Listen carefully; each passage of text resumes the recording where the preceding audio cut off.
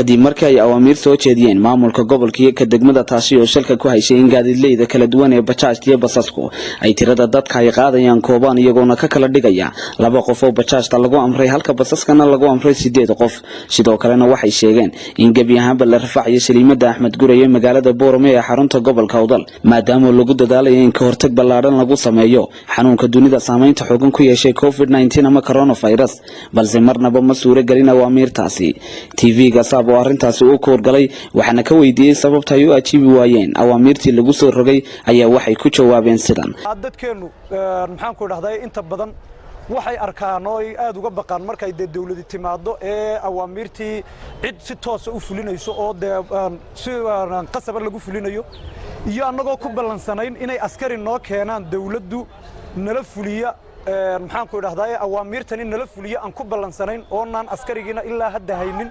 iyo suuq la'aanta baahsan baa inta badan nagu keentay inaanu sidayadii ku shaqeyno dalkuna waa iska nabad wax balaayo ah oo maanta baahiyaada oo aanu maba aaminsanin loo fuliyo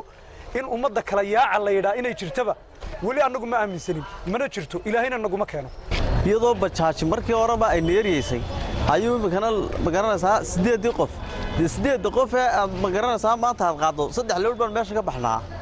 3 lowd aan ka baxno shidaal maada cuni mise magaranaysaa hadii xaafadda u soo shaqo tagtay baad magaranaysaa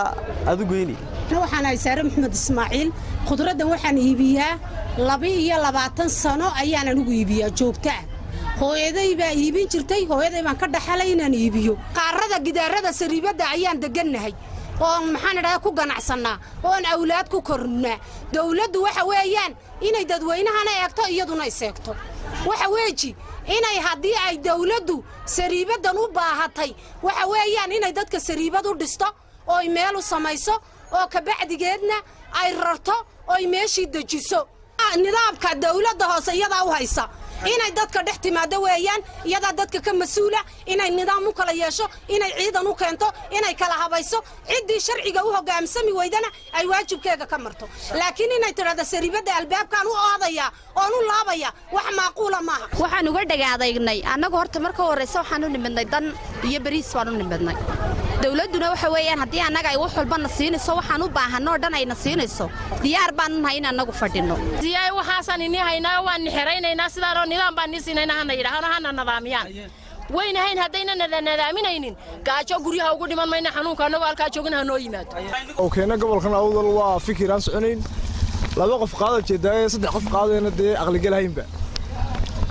bashaaduna dee waxay qaaday waa 4 qof oo lagu tala galay dee xanuun awgeed baa 2 qof u qaada aqli gal ma Boormana waa nadiif diba xitaa qaaliyay ma ko 6 kun weeyna tirkid 7 kun oo shilin annaga nagu mukharish ma masarifaan bixinaa 2 qof iyo waxbaad qaadaysan horta dee taasi wax